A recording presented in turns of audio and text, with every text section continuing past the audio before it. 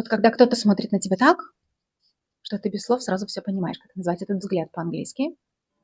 Ogling. Ogling – это взгляд, которому не нужны слова. Ogling – пристально, с вожделением или с заинтересованностью рассматривать кого-то или что-то. Ogling – не просто смотреть, изучать, оценивать, смотреть с подтекстом. Синонимы – staring, gazing, leering. Но leering уже с более негативным оттенком. Ogling – это не всегда плохо, но это всегда очень заметно. Кто-то пристально смотрит на тебя. That guy has been ogling me all evening. Рассматриваешь витрину с желанием что-то купить. I was ogling these designer shoes, but they're too expensive. С вожделением смотришь на чью-то еду. Stop ogling my pizza, get your own.